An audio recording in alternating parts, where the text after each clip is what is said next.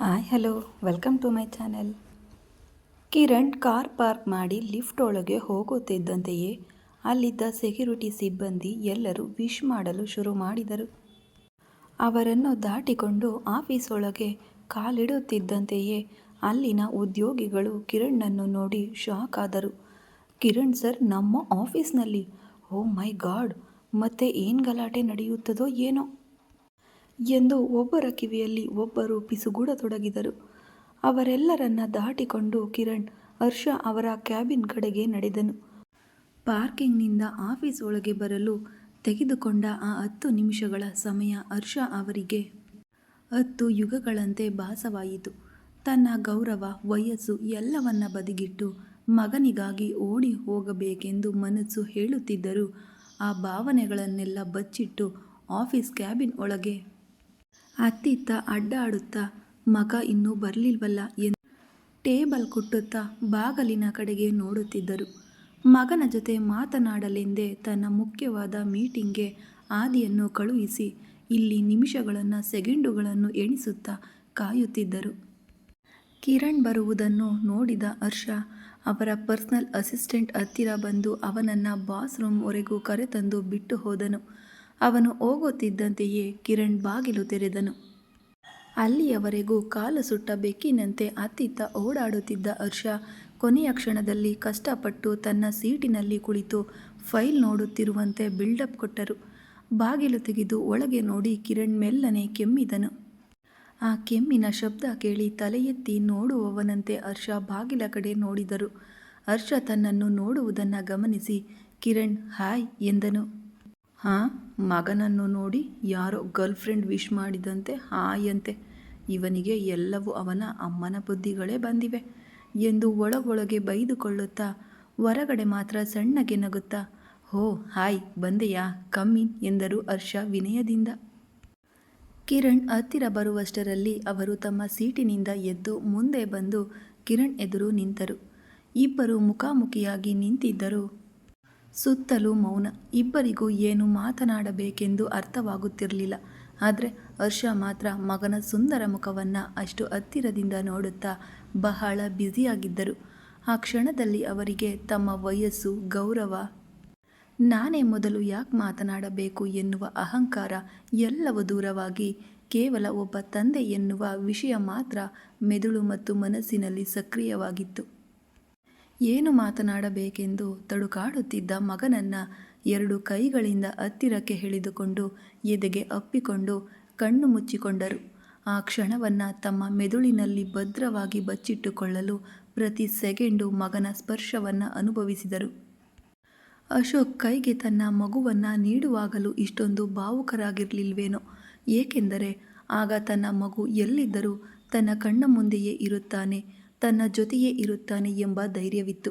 ಆದರೆ ಈಗ ಹಾಗಲ್ಲ. ಎಷ್ಟೋ ಅಪಾರ್ಥಗಳು, ಅವಮಾನಗಳು, ಹೀಯಾಳಿಸುವ ಮಾತುಗಳು, ಇದೆಲ್ಲವನ್ನು ಕೇಳಿ ತಾನು ಅವನ ತಂದೆ ಎಂದು ತಿಳಿಯದ ಕಾರಣಕ್ಕೆ ಅಲ್ಲವೇ ನಾನು ಅವನನ್ನು ತುಳಿಯಲು ನೋಡುತ್ತಿದ್ದೇನೆ ಎಂಬ ಭ್ರಮೆಯಲ್ಲಿದ್ದಾನೆ. ಅದೇ ತಾನು ತಂದೆ ಎಂದು ತಿಳಿದಿದ್ದರೆ ಅವನಿಗೆ ಈ ನರಕ ಇರ್ತಿರ್ಲಿಲ್ವಲ್ಲ ಎಂದು ಈ 7 ವರ್ಷಗಳಿಂದ ಹರ್ಷ ಕೊರಗುತ್ತಲೇ ಇದ್ದರು. ಇವ್ಯಾವುದು ಉಮಾಗೆ ತಿಳಿಯದ ಕಾರಣ ಆಕೆ ತನ್ನ ಪ್ರಪಂಚದಲ್ಲಿ ತಾನು ಸಂತೋಷವಾಗಿಯೇ ಇದ್ದಾಳೆ. ಆದರೆ ಇವರಿಗೆ ಮಾತ್ರ ಪ್ರತಿದಿನ ಹೃದಯ ಚೂರಾಗುತ್ತಲೇ ಇತ್ತು. ಅದಕ್ಕೆ ಈ ಕ್ಷಣ ಎಷ್ಟು ಬೆಲೆ ಬಾಳುವಂಥದ್ದು ಎಂಬುದು ಇವರಿಗೆ ಮಾತ್ರ ಗೊತ್ತು, ಬೇರೆ ಯಾರಿಗೂ ತಿಳಿಯದು. ಆ ದೇವರಿಗೂ ಈ ಅನುಭೂತಿ ತಿಳಿದಿಲ್ಲವೇನೋ ಎಂದುಕೊಳ್ಳುತ್ತಾ ಮಗನ ಬೆನ್ನನ್ನು ಪ್ರೀತಿಯಿಂದ ಸವರಿದರು ಹರ್ಷ. ಆ ಪ್ರೀತಿಯನ್ನು ಕಿರಣ್ ಕೂಡ ಅನುಭವಿಸುತ್ತಾ I am so sorry uncle, I am so sorry. ನಾನು ತುಂಬ ಸ್ಟುಪಿಡ್ ತರಹ ಬಿಹೇವ್ ಮಾಡಿದ್ದೆ. ಯಾರು ನನ್ನವರು, ಯಾರು ಪರಕೀಯರು ಎಂದು ಗುರುತಿಸಲು ನನಗಾಗಲಿಲ್ಲ. ನಾನು ಸಂಪೂರ್ಣವಾಗಿ ಫೇಲ್ ಆದೆ. ನನ್ನ ಮೂರ್ಖತನದ ನಡವಳಿಕೆಯಿಂದ ಇತ್ತ ನಿಮ್ಮನ್ನು ಅತ್ತ ಅಪ್ಪನನ್ನು ಕೂಡ ನೋಯಿಸುತ್ತಿದ್ದೇನೆ ಎಂದು ತಿಳಿದುಕೊಳ್ಳಲಾಗಲಿಲ್ಲ. ಪ್ಲೀಸ್ ನನ್ನನ್ನು ಕ್ಷಮಿಸಿ. ನನಗೆ ಗೊತ್ತು ನಾನು ನಿಮಗೆ ಮಾಡಿದ ಅವಮಾನಗಳಿಗೆ ಈ ಸಾರಿ ಎಂಬ ಪದ ತುಂಬ ಚಿಕ್ಕದು. ಆದರೆ ಇದಕ್ಕಿಂತ ಬೇರೆ ಮಾತಿಲ್ವಲ್ಲ. ಇದ್ದಿದ್ರೆ ಅದನ್ನೇ ಹೇಳ್ತಿದ್ದೆ. ಪ್ಲೀಸ್ ಸಾಧ್ಯವಾದರೆ ನನ್ನನ್ನು ಕ್ಷಮಿಸಿ ಎಂದು 2 ಕೈ ಮುಗಿದು ಕಣ್ಣೀರು ತುಂಬಿದ ಕಣ್ಣುಗಳಿಂದ ಕೇಳಿದನು ಕಿರಣ್. ಅದನ್ನು ನೋಡಿದ ಹರ್ಷ ಅವರಿಗೆ ಸಂಕಟವಾಯಿತು. ಮಗ ತನ್ನೊಂದಿಗೆ ಚೆನ್ನಾಗಿರಬೇಕು ಎಂದುಕೊಂಡಿದ್ದರೆ ಹೊರತು ಈ ರೀತಿ ನೋವು ಅನುಭವಿಸಬೇಕೆಂದು ಅವರು ಎಂದೂ ಬಯಸಿರಲಿಲ್ಲ. ಹಾಗಾಗಿ ಈಗ ಅವನ ಸ್ಥಿತಿಯನ್ನು ನೋಡುವುದು ಅವರಿಗೆ ಕಷ್ಟವೆನಿಸಿತು. ಹೋಯ್, ಏನಿದು ಹೊಸದಾಗಿ? ನಿನಗೆ ಈ ಪೋಸ್ ಅಸಲು ಸೂಟೇ ಆಗೋದಿಲ್ಲ ಗೊತ್ತಾ ಎನ್ನುತ್ತಾ ಅವನ 2 ಕೈಗಳನ್ನು ಹಿಡಿದುಕೊಂಡು ಕಣ್ಣಿನಿಂದ ಸುರಿಯುತ್ತಿದ್ದ ನೀರನ್ನು ಒರೆಸಿದರು. ಸಿಂಹ ಗರ್ಜಿಸಿದರೇನೇ ಚೆಂದ. ಹೀಗೆ ಕಣ್ಣೀರು ಹಾಕುವುದಲ್ಲ. You are my tiger. ಹುಲಿ ಯಾವಾಗಲೂ ಹುಲಿಯಂತೆಯೇ ಇರಬೇಕು. ಇಲ್ಲದಿದ್ದರೆ ಪ್ರತಿಯೊಂದು ಅಡ್ಡದಿಡ್ಡಿ ಹುಳವೂ ಲಘುವಾಗಿ ಕಾಣುತ್ತದೆ ಎನ್ನುತ್ತಾ ಬಾ ಕುಳಿತುಕೋ. ಏನು ತೆಗೆದುಕೊಳ್ಳುತ್ತೀಯಾ? ಕಾಫಿ, ಟೀ ಅಥವಾ ಜ್ಯೂಸ್ ಎಂದು ಕೇಳಿದರು ಹರ್ಷ. ನಾನು ನಿಮ್ಮನ್ನು ತೆಗೆದುಕೊಳ್ಳುತ್ತೇನೆ ಎಂದ ಕಿರಣ್. ಓ ಓಕೆ ಎಂದು ಸಡನ್ ಆಗಿ ರಿಯಲೈಸ್ ಆಗಿ ವಾಟ್ ಅಂದರು ಹರ್ಷ ಆಶ್ಚರ್ಯದಿಂದ. ಹೌದು, ನನಗೆ ಕಾಫಿ ಟೀ ಏನೂ ಬೇಡ, ನೀವು ನನ್ನ ಜೊತೆ ಬಂದರೆ ಸಾಕು ಎಂದು ನಗುತ್ತಾ ಹೇಳಿದ ಕಿರಣ್. ನಾನು ಬರಬೇಕಾ? ಎಲ್ಲಿಗೆ ಎಂದು ಹರ್ಷ ಕೇಳಿದರು. ನಮ್ಮ ಮನೆಗೆ ಎಂದ ಕಿರಣ್. ನಿಮ್ಮ ಮನೆಗ? ಈಗ ಯಾಕೆ ಎಂದು ಹರ್ಷ ಪ್ರಶ್ನಿಸಿದರು. ನನ್ನಿಂದಲೇ ಅಲ್ವಾ ನೀವು ಮತ್ತು ಅಪ್ಪ ದೂರವಾಗಿದ್ದು, ಅದಕ್ಕೆ ಈಗ ನಾನೇ ನಿಮ್ಮನ್ನು ಹತ್ತಿರ ನಿಂತು ಅಪ್ಪನ ಹತ್ತಿರ ಕರೆದುಕೊಂಡು ಹೋಗ್ತೇನೆ ಎಂದನು ಕಿರಣ್. ಈಗಲೇನಾ? ಇನ್ನೊಮ್ಮೆ ಬರುತ್ತೇನೆ ಬಿಡು ಕಿರಣ್ ಎಂದರು ಹರ್ಷ. ನೋ ಅಂಕಲ್, ನಾನು ಇಂದು ನಿಮ್ಮನ್ನು ಕರೆದುಕೊಂಡು ಬರುವುದಾಗಿ ಅಪ್ಪಂಗೆ ಮಾತು ಕೊಟ್ಟಿದ್ದೇನೆ. ಪ್ಲೀಸ್ ಒಂದೇ ಒಂದು ಸಾರಿ ನನ್ನ ಜೊತೆ ನನಗೋಸ್ಕರ ನಮ್ಮ ತಂದೆಯನ್ನು ಭೇಟಿ ಮಾಡಿ ಎಂದು ಬಹಳ ವಿನಂತಿಯಿಂದ ಕೇಳಿದನು ಕಿರಣ್. ನಾನು ನಿನಗೋಸ್ಕರ ನಿಮ್ಮ ತಂದೆ ಹತ್ತಿರ ಬರಲ್ಲ, ಆದರೆ ನನಗೋಸ್ಕರ ಬರ್ತೇನೆ.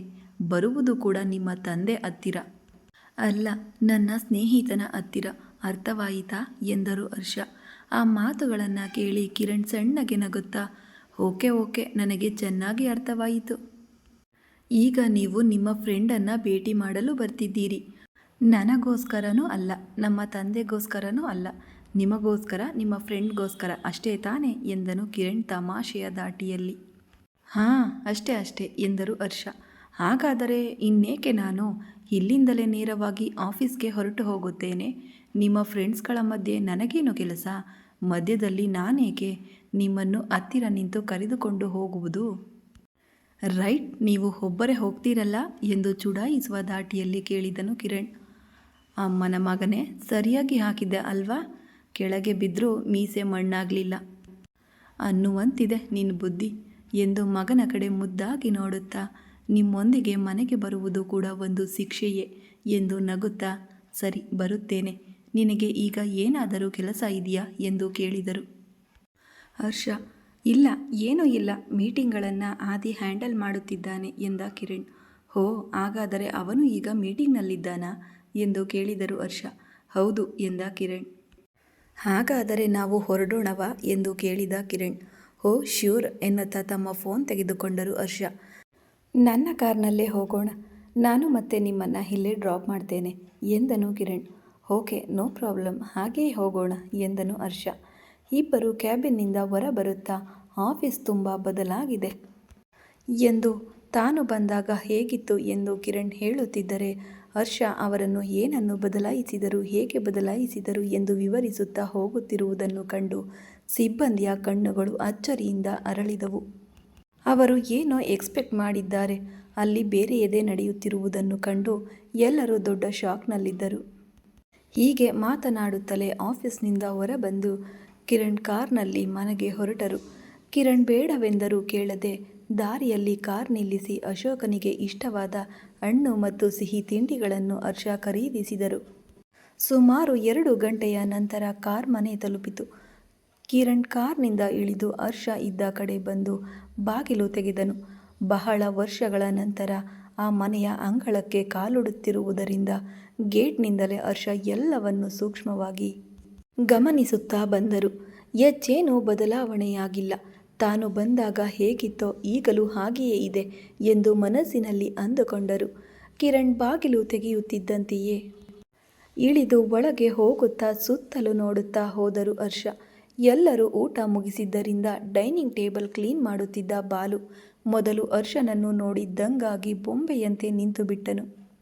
ಕುಡಿಯಲು ನೀರು ತರುವಂತೆ ಬಾಲುನಿಗೆ ಕರೆದು ಮೌನವಾಗಿ ನಿಂತಿದ್ದ ಅವನನ್ನು ನೋಡಿ, ಹೇ ಬಾಲು, ಫಿಟ್ಸ್ ಬಂದವನಂತೆ ಹಾಗೆ ಬಿಗುಮಾನದಿಂದ ನಿಂತಿದೆಯಲ್ಲೋ, ನಾನು ಕರೆಯುತ್ತಿರುವುದು ನಿನಗೆ ಕೇಳಿಸುತ್ತಿದೆಯಾ ಎಂದು ಜಗದಾಂಬ ಅರಚಿದರು. ಅವರ ಕಿರುಚಾಟ ಕೇಳಿ ಕಾವೇರಿ ಮತ್ತು ಮಧು ಇಬ್ಬರು ಹೊರಗೆ ಬಂದರು. ಬಾಲು ನಿಂತಿದ್ದ ದಿಕ್ಕನ್ನು ನೋಡಿ ಅವರು ಬಾಗಿಲಿನ ಕಡೆಗೆ ನೋಡಿದರು.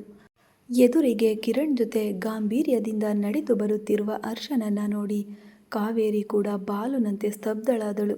ಮಧು ಮಾತ್ರ ಆಶ್ಚರ್ಯದಿಂದ ಮ ವ ಯ ಎಂದು ಹೇಳಿದಳು. ಎಲ್ಲರೂ ಇದ್ದಲ್ಲೇ ದಿಗ್ಭ್ರಮೆಗೊಂಡು ನಿಂತಿರುವುದನ್ನು ನೋಡಿ, ನಿಮಗೇನಾಗಿದೆಯೋ ಎನ್ನುತ್ತಾ ತಲೆ ತಿರುಗಿಸಿ ನೋಡಿದರು ಜಗದಾಂಬ.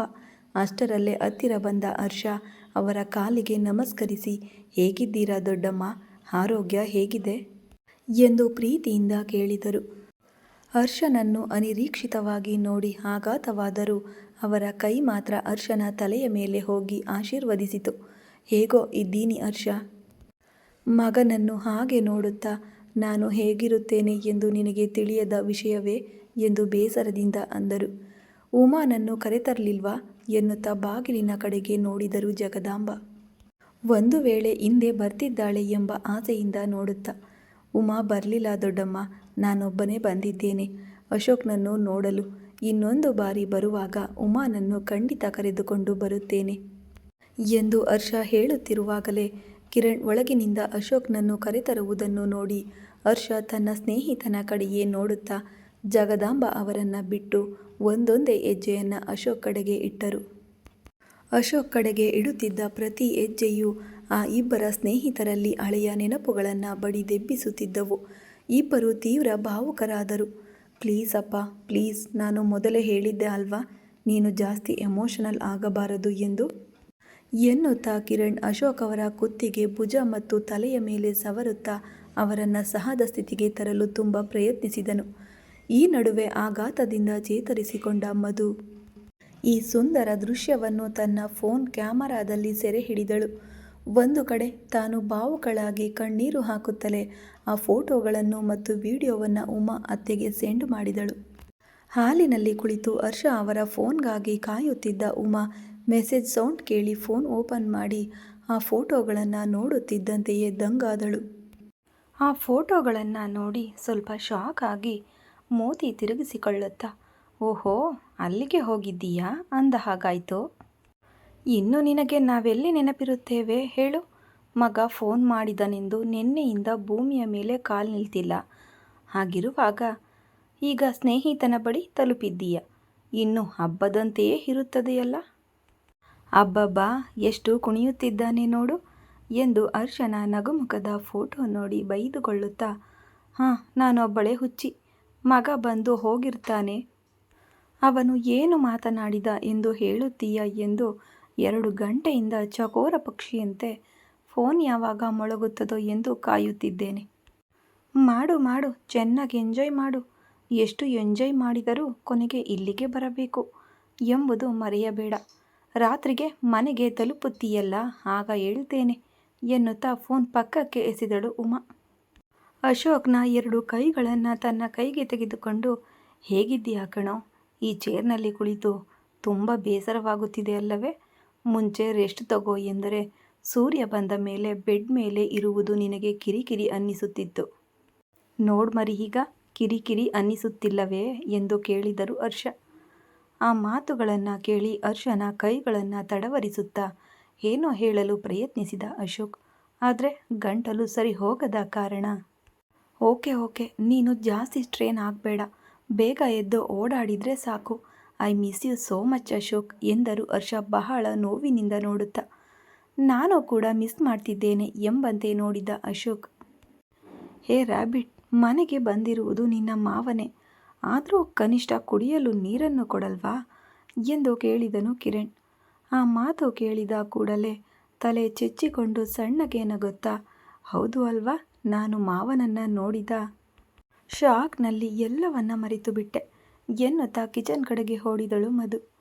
ಅಂಕಲ್, ನೀವು ಸೋಫಾದಲ್ಲಿ ಕುಳಿತುಕೊಳ್ಳಿ, ನಾನು ಅಪ್ಪನನ್ನು ಕೂಡ ಸೋಫಾದಲ್ಲಿ ಕೂರಿಸುತ್ತೇನೆ ಎಂದನು ಕಿರಣ್. ಅದರಂತೆ ಮೊಣಕಾಲಿನಿಂದ ಎದ್ದು ಸೋಫಾದಲ್ಲಿ ಕುಳಿತುಕೊಂಡರು ಹರ್ಷ. ಕಿರಣ್ ಸಹಾಯದಿಂದ ಅಶೋಕ್ ಮೆಲ್ಲನೆ ಸೋಫಾದಲ್ಲಿ ಕುಳಿತನು. ಹೋ, ಮುಂಚೆಗಿಂತ ಪರವಾಗಿಲ್ಲ ಅಲ್ವಾ ಎಂದು ಸಂತೋಷದಿಂದ ಖುಷಿಪಟ್ಟರು ಹರ್ಷ. ತುಂಬ ಬೆಟರ್ ಅಂಕಲ್, ಡಾಕ್ಟರ್ಸ್ ಕೂಡ ಸ್ಪೀಡ್ ಆಗಿ ರಿಕವರಿ ಆಗ್ತಿದ್ದಾರೆ ಎಂತಿದ್ದಾರೆ. ಇದೆಲ್ಲ ರ್ಯಾಬಿಟ್ನಿಂದಲೇ ಸಾಧ್ಯವಾಯಿತು ಎಂದು ಕಿರಣ್ ಸಂತೋಷದಿಂದ ಹೇಳಿದನು. ಅಷ್ಟರಲ್ಲಿ ಒಳಗಿನಿಂದ ಜ್ಯೂಸ್ ಗ್ಲಾಸ್ಗಳೊಂದಿಗೆ ಬಂದ ಮಧು ನಗುತ್ತಾ, ನಾನೇನು ಮಾಡಿಲ್ಲ ಮಾವಯ್ಯ, ಸ್ವಲ್ಪ ಕೇರ್ ತಗೊಂಡೆ, ಫಿಸಿಯೋಥೆರಪಿ ಮಾಡಿದೆ ಅಷ್ಟೇ ಎನ್ನುತ್ತಾ ಜ್ಯೂಸ್ ಕೊಟ್ಟಳು. ಇದೆಲ್ಲ ನನ್ನ ತಾಳಿಬೊಟ್ಟಿನ ಬಲ. ಇಲ್ಲದಿದ್ದರೆ ಅವರನ್ನು ಸಾಯಿಸಲು ಎಲ್ಲ ವ್ಯವಸ್ಥೆ ಮಾಡಿದ್ದರು ಆ ಕಳ್ಳ ಸತ್ತವರು. ಅವರಿಗೂ ಇಂತಹ ದಿನ ಯಾವಾಗ ಬರುತ್ತದೋ ಎಂದು ಹರ್ಷನ ಕಡೆಗೆ ನೋಡಿ ಬೈಯುತ್ತಾ, ನನ್ನ ಅರಿಶಿಣ ಕುಂಕುಮ ಗಟ್ಟಿಯಾಗಿರುವುದರಿಂದ ಅವರು ಪ್ರಾಣದೊಂದಿಗೆ ಇದ್ದಾರೆ. ಇಲ್ಲದಿದ್ದರೆ ಆ ದಿನ ಸತ್ತು ಹೋದವರಂತೆ ಇವರು ಕೂಡ ಆಗಿಬಿಡ್ತಿದ್ರು ಎಂದು ಮಧು ಕಡೆಗೆ ನೋಡಿ ಎಳೆದಾಡುತ್ತಾ ಹೇಳಿದಳು ಕಾವೇರಿ.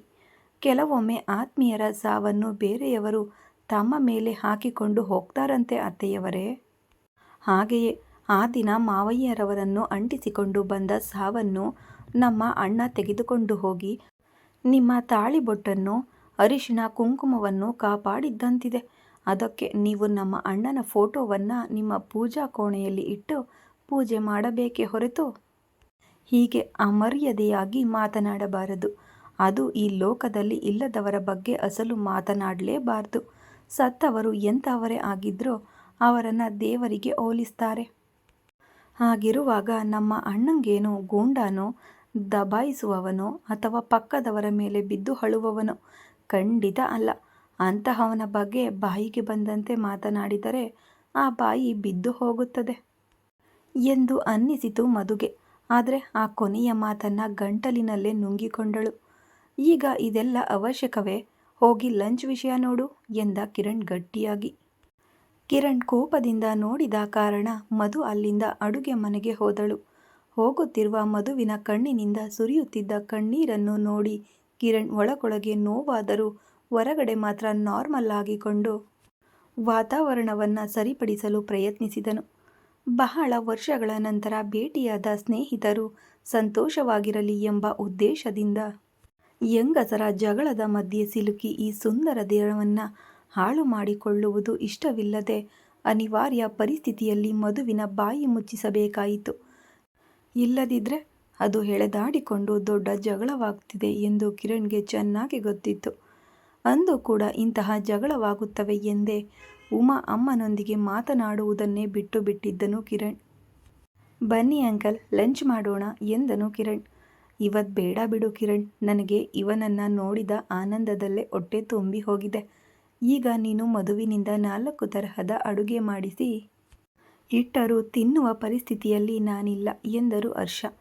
ಇಲ್ಲ, ತಿನ್ನಲೇಬೇಕು ಎಂಬಂತೆ ಅಶೋಕ್ ಅವರ ಕೈ ಒತ್ತಿದಾಗ ಅದನ್ನು ನೋಡಿ ಬೇಡವೋ, ಮತ್ತೆ ಬರುತ್ತೇನಲ್ಲ ಎಂದರು ಹರ್ಷ. ಊಟ ಮಾಡು ಹರ್ಷ, ಇಲ್ಲದಿದ್ದರೆ ನಿನ್ನ ಫ್ರೆಂಡ್ ರಾತ್ರಿಗೆ ನಿದ್ದೆ ಮಾಡಲ್ಲ ಎಂದು ಜಗದಾಂಬ ಅವರು ಕೂಡ ಒತ್ತಾಯಿಸಿದಾಗ ಅನಿವಾರ್ಯವಾಗಿ ಊಟ ಮಾಡಲು ಸಿದ್ಧರಾದರು. ಅವರು ಡೈನಿಂಗ್ ಟೇಬಲ್ ಕಡೆಗೆ ಹೋಗುತ್ತಿದ್ದಂತೆಯೇ ಸೊಸೆಯ ಕಡೆಗೆ ಕೋಪದಿಂದ ನೋಡುತ್ತಾ, ವಯಸ್ಸಾಗಿದೆ ಅಲ್ವಾ, ನಿನ್ನ ಬುದ್ಧಿ ಬದಲಾಗಿದೆ ಏನೋ ಅಂದುಕೊಂಡಿದ್ದೆ, ಆದರೆ ಅದು ಹುಟ್ಟಿನಿಂದ ಬಂದಿದ್ದು ಅಲ್ವಾ. ನಿನಗೆ ಬದಲಾವಣೆ ಬರುವುದಿಲ್ಲ ಕಣೆ ಎಂದು ನನಗೆ ಚೆನ್ನಾಗಿ ಅರ್ಥವಾಗೋಗಿದೆ ಎಂದರು ಜಗದಾಂಬ. ಅಯ್ಯೋ ರಾಮ, ಈಗ ನಾನೇನು ಮಾಡಿದೆ ಎಂದು ಅಂತಹ ಅಮಂಗಳದ ಮಾತುಗಳನ್ನು ಆಡ್ತಿದ್ದೀರಾ ಎನ್ನುತ್ತಾ ಬಾಯಿ ಮುಚ್ಚಿಕೊಂಡಳು ಕಾವೇರಿ. ನಿಲ್ಲಿಸೆ ನಿನ್ನ ಈ ನಾಟಕಗಳನ್ನು. ಹೀಯಾಳಿಸುವ ಮಾತುಗಳನ್ನು ಹರ್ಷ ಮತ್ತು ಮಧುವನ್ನು ನೋಡಿ ಆಡಿದ್ದನ್ನು ನಾನು ನೋಡಿಲ್ಲ ಎಂದುಕೊಂಡಿದ್ದೀಯಾ?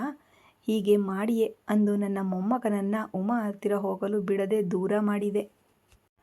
ಅವನು ಸ್ವಲ್ಪ ಸಂತೋಷವಾಗಿದ್ದರೆ ಸಾಕು, ನಿನ್ನ ಕಣ್ಣಿನಲ್ಲಿ ಬೆಂಕಿ ಸುರಿದುಕೊಳ್ತೀಯ ಅಲ್ವಾ ಎಂದರು ಜಗದಾಂಬ. ನಾನು ದೂರ ಮಾಡದಿದ್ದರೂ ಆ ಉಮಾಗೇನು ನಿಮ್ಮ ಮೊಮ್ಮಗನೆಂದರೆ ಅಂತಹ ಪ್ರೀತಿ ಉಕ್ಕಿ ಹರಿಯುತ್ತಿಲ್ಲ ಬಿಡಿ. ಅದೆಲ್ಲ ಮೇಲ್ನೋಟದ ನಾಟಕಗಳಷ್ಟೇ. ತನ್ನ ಮಗನ ಪರಕೀಯನ ಎಂದು ನೋಡದೆ ಊರೆಲ್ಲ ನೋಡುತ್ತಿರುವಂತೆ ಕೆನ್ನೆಗೆ ಬಾರಿಸಿದ್ದಾಳೆ. ಆ ವಿಷಯ ಮಾತ್ರ ನಿಮಗೆ ನೆನಪಿರಲ್ಲ ಅಲ್ವಾ? ಏಕೆಂದರೆ ಆಕೆ ಉಮಾದೇವಿ ಅಲ್ವಾ, ನಿಮ್ಮ ಮುದ್ದಿನ ಸೊಸೆ ಭುವನಾಗೆ ಬಹಳ ಆಪ್ತಳು ಎಂದು ಎಳೆದಾಡುತ್ತಾ ತನ್ನ ಹೊಟ್ಟೆಯಲ್ಲಿದ್ದ ವಿಷವನ್ನೆಲ್ಲ ಕಾರಿದಳು ಕಾವೇರಿ. ಹಾಂ, ಆಕೆ ಒಂದೇ ಒಂದು ಬಾರಿ ಕೆನ್ನೆಗೆ ಹೊಡೆದಿದ್ದಾಳೆ ಕಣೆ, ಆದರೆ ನೀನು 100 ಬಾರಿ ಕಿರಣ್ನ ಮನಸ್ಸಿನ ಮೇಲೆ ಇಷ್ಟಗಳ ಮೇಲೆ ಹೊಡೆದಿದ್ದೀಯ. ಆದರೂ ಅವನು ಮೌನವಾಗಿ ಸಹಿಸುತ್ತಿದ್ದಾನೆ ಎಂದರೆ ಅದು ನನ್ನ ಮೊಮ್ಮಗನ ಸಂಸ್ಕೃತಿ. ಅಷ್ಟಕ್ಕೂ ಅವತ್ತೇ ಹೇಳಿದ್ನಲ್ಲ, ನೀಡುವವರಿಗೆ ಹೊಡೆಯುವ ಹಕ್ಕು ಇರುತ್ತದೆ ಎಂದು. ನಿನ್ನ ಹೊಟ್ಟೆಯಲ್ಲಿರುವ ಈ ವಿಷವನ್ನೇ ಆ ಮಕ್ಕಳಿಗೂ ಚಿಕ್ಕಂದಿನಿಂದಲೂ ಎದೆ ಹಾಲಿನ ಜೊತೆ ಕುಡಿಸಿದ್ದೀಯ. ಆದರೆ ಕೊನೆಗೇನಾಯಿತು ನೋಡ್ದ್ಯಲ್ಲ. ಯಾರು ತಾಳ್ಮೆಯಿಂದ ಇರುತ್ತಾರೋ, ಯಾರು ಸಹನೆಯಿಂದ ಸಹಿಸಿಕೊಳ್ತಾರೋ ಕೊನೆಗೆ ಅವರೇ ಕಣೆ ಗೆಲ್ತಾರೆ ಎಂದು ನನ್ನ ಮೊಮ್ಮಗನಿಗೆ ನಿರೂಪಿಸಿದ್ದಾನೆ. ಈಗ ಕಾವ್ಯ ಮತ್ತು ಕೌಶಿಕ್ ಅಣ್ಣ ಎಂದರೆ ಯಾರು, ಅಣ್ಣನ ಪ್ರೀತಿ ಎಂದರೆ ಏನು ಎಂಬುದು ತಿಳಿದು ಬಂದಿದೆ. ಇನ್ನು ಬಾಕಿ ಇರುವುದು ನೀನೊಬ್ಬಳೇ. ಇನ್ಮುಂದಾದರೂ ನೀನು ಕೂಡ ಬದಲಾಗಲು ಪ್ರಯತ್ನಿಸು. ಇಲ್ಲದಿದ್ದರೆ ಒಂಟಿಯಾಗಿ ಏಕಾಂಗಿಯಾಗಿ ಉಳಿದು ಬಿಡುತ್ತೀಯ. ಈಗಲೂ ತಪ್ಪು ನಿನ್ನದೇ ಎಂದು ತಿಳಿದಿದ್ದರೂ ಹೆಂಡತಿಯ ಬಾಯಿ ಮುಚ್ಚಿಸಿದ ಕಿರಣ್ನ ದೊಡ್ಡ ಗುಣವನ್ನು ಅರ್ಥ ಮಾಡಿಕೊ ಎಂದು ಗಟ್ಟಿಯಾಗಿ ಹೇಳಿ ಅಲ್ಲಿಂದ ಹೊರಟು ಹೋದರು ಜಗದಾಂಬ. ಅತ್ತೆ ಹೊರಟು ಹೋದರೂ ಅಲ್ಲೇ ನಿಂತು ಕಣ್ಣು ಬಿಟ್ಟವರಂತೆ ಡೈನಿಂಗ್ ಟೇಬಲ್ ಕಡೆಗೆ ನೋಡುತ್ತಿದ್ದಳು ಕಾವೇರಿ. ತಿನ್ನದಿದ್ದರೂ ಅವರಿಗೆ ಜೊತೆಯಾಗಿ ಮಾತನಾಡಲು ಡೈನಿಂಗ್ ಟೇಬಲ್ ಹತ್ತಿರ ಅಶೋಕ್ನನ್ನು ಕೂಡ ಕರೆದುಕೊಂಡು ಬಂದನು ಕಿರಣ್. ಐಟಂಗಳನ್ನು ಡೈನಿಂಗ್ ಟೇಬಲ್ ಮೇಲೆ ಜೋಡಿಸುತ್ತಾ, 5 ನಿಮಿಷ ಮಾವಯ್ಯ, ರೈಸ್ ಆಗುತ್ತಿದೆ. ಸರ್ಪ್ರೈಸ್ ಎಂದು ಇವರು ನೀವು ಬರುತ್ತಿರುವ ವಿಷಯವೇ ಹೇಳಲಿಲ್ಲ. ಇಲ್ಲದಿದ್ದರೆ ನಾನು ನಿಮಗೆ ಇಷ್ಟವಾದ ಅಡುಗೆನೇ ಮಾಡ್ತಿದ್ದೆ ಎಂದಳು ಮಧು. ಓ ಪರವಾಗಿಲ್ಲ ಮಗಳೇ, ನಾನು ಏನಿದ್ದರೂ ತಿನ್ನುತ್ತೇನೆ. No problem. ನೀನು ಟೆನ್ಷನ್ ಮಾಡಿಕೊಂಡು ಕೈ ಸುಟ್ಟುಕೊಳ್ಳುವ ಅವಶ್ಯಕತೆ ಇಲ್ಲ. ಈ ನಡುವೆ ನಾನು ಊಟಕ್ಕಿಂತ ನಿಮ್ಮ ಅತ್ತೆಯ ಬೈಗುಳವನ್ನೇ ಹೆಚ್ಚು ತಿನ್ನುತ್ತಿದ್ದೇನೆ. ಅವುಗಳಿಗೆ ಹೋಲಿಸಿದರೆ ಇದೊಂದು ಲೆಕ್ಕವೇ ಎಂದರು ಹರ್ಷ. ಆ ಮಾತು ಕೇಳಿ ಮಧು ಮತ್ತು ಕಿರಣ್ ಒಮ್ಮೆಲೆ ನಕ್ಕರೆ ಹರ್ಷ ಕೂಡ ಸಂತೋಷದಿಂದ ನಕ್ಕನು. ಸುಮ್ಮನಿರಿ ಮಾವಯ್ಯ, ಅತ್ತೆ ಯಾಕೆ ಬೈತಾರೆ? ಮೊನ್ನೆ ನಿಮಗೆ ತಲೆನೋವು ಅಂದ ಕೂಡಲೇ ಎಷ್ಟು ಗಾಬರಿಯಾಗಿದ್ದರು ಎಂದಳು ಮಧು. ನೋ, ಆ ಉಮಾ ಮತ್ತು ಈ ಉಮಾ ಒಬ್ಬರೇ ಅಲ್ಲ ಮಧು. ಆಕೆ ಬದಲಾಗಿ ಹೋಗಿದ್ದಾಳೆ. ಸಡನ್ನಾಗಿ ಆಕೆಗೆ ಅಣ್ಣ ಹುಟ್ಟಿಕೊಂಡಿದ್ದಾನೆ ಅಲ್ವಾ? ಆ ಅಣ್ಣನ ಮಗ ಇದ್ದಾನಲ್ಲ, ಆ ಸೋಮಾರಿ ಹೀ ಎಂದು ಹಲ್ಲು ಕಿರಿಯುತ್ತಿರ್ತಾನೆ ನೋಡು ಎಂದರು ಹರ್ಷ. ರಿಹಾನಾ ಎಂದು ಕೇಳಿದನು ಕಿರಣ್. ಅವನೇ. ಅವನಿಗೆ ನಮ್ಮ ಶ್ರಾವ್ಯಳನ್ನು ಕೊಟ್ಟು ಮದುವೆ ಮಾಡಬೇಕೆಂದು ಗಟ್ಟಿಯಾಗಿ ಹಠ ಹಿಡಿದುಕೊಳ್ತಿದ್ದಾಳೆ ಎಂದರು ಹರ್ಷ. ವಾಟ್ ಎಂದನು ಕಿರಣ್ ಆಶ್ಚರ್ಯದಿಂದ ನೋಡುತ್ತಾ. ಮಗ ಹಾಗೆ ಆಶ್ಚರ್ಯದಿಂದ ನೋಡುವುದನ್ನು ಕಂಡು, ಹಾಗಾದರೆ ನಿನಗೆ ಈ ವಿಷಯ ತಿಳಿದಿಲ್ಲವೇ ಎಂದು ಕೇಳಿದರು ಹರ್ಷ. ಅಂದರೆ ಅವನಿಗೆ ಶ್ರಾವ್ಯ ಅಂದರೆ ಇಷ್ಟ ಎಂದು ಗೊತ್ತು, ಆದರೆ ಅಮ್ಮನಿಗೆ ಇಂತಹ ಉದ್ದೇಶವಿದೆ ಎಂದು ನನಗೆ ತಿಳಿದಿರಲಿಲ್ಲ ಎನ್ನುತ್ತಾ ಮಧುವಿನ ಕಡೆ ನೋಡಿದನು ಕಿರಣ್. ಅದೇಕೆ ನನ್ನ ಕಡೆ ಹಾಗೆ ನೋಡ್ತಿದ್ದೀಯಾ? ನನಗೂ ಅಸಲು ವಿಷಯ ತಿಳಿದಿಲ್ಲ ಎಂದಳು ಮಧು. ಓಹೋ, ಓಕೆ. ಆ ಧನಂಜಯ್ ಮನೆಗೆ ಶ್ರಾವ್ಯಳನ್ನು ಕಳುಹಿಸುವುದು ನನಗೆ ಅಸಲು ಇಷ್ಟವಿಲ್ಲ. ಅದರ ಬಗ್ಗೆಯೇ ನಮ್ಮಿಬ್ಬರಿಗೂ ಬೆಳಿಗ್ಗೆ ದೊಡ್ಡ ಜಗಳ ಕೂಡ ಆಯಿತು. ಆ ಧನಂಜಯ್ ವೈಫ್ ಕರುಣಾಗೆ ಮತ್ತು ನಿಮ್ಮ ಅತ್ತೆಗೆ ಅಸಲು ಆಗಿ ಬರಲ್ಲ. ಇಬ್ಬರು ಉಪ್ಪು ಬೆಂಕಿಯಂತೆ ಉರಿಯುತ್ತಿರ್ತಾರೆ. ಅವರು ಉಮಾ ಮೇಲಿನ ಕೋಪವನ್ನು ಶ್ರಾವ್ಯಳ ಮೇಲೆ ತೋರಿಸಿದರೆ ನನ್ನ ಪುಟ್ಟ ಮಗಳ ಗತಿ ಏನಾಗಬಹುದು ಎಂಬ ಯೋಚನೆಯೇ ಆಕೆಗಿಲ್ಲ. ನನ್ನ ಅಣ್ಣ, ನನ್ನ ಅಳಿಯ ಎಂದು ಬಾಯಿ ಬಡ್ಕೊಳ್ತಿದ್ದಾಳೆ ಎಂದರು ಹರ್ಷ. ಇವರ ಮಾತುಗಳನ್ನು ಕಿವಿಗೊಟ್ಟು ಕೇಳಿಸಿಕೊಳ್ಳುತ್ತಾ, ಕರುಣಾ ಎಂದರೆ ಈ ನಡುವೆ ನನಗೆ ಪರಿಚಯವಾದ ಕರುಣಾನೇನಾ ಇರಬೇಕು? ಏನು ಉಮಾಗೆ ಮತ್ತು ಕರುಣಾಗೆ ಆಗಿ ಬರುವುದಿಲ್ಲವಾ ಎಂದು ಮನಸ್ಸಿನಲ್ಲಿ ಅಂದುಕೊಂಡಳು ಕಾವೇರಿ. ಮುಂದುವರಿಯುವುದು ಮುಂದಿನ ಭಾಗದಲ್ಲಿ. ಯಾರೆಲ್ಲ ಸಬ್ಸ್ಕ್ರೈಬ್ನ ಮಾಡ್ಕೊಂಡಿಲ್ಲ ದಯವಿಟ್ಟು ಸಬ್ಸ್ಕ್ರೈಬ್ ಮಾಡಿಕೊಂಡು ಕಥೆನ ಕೇಳಿ. Thanks for watching.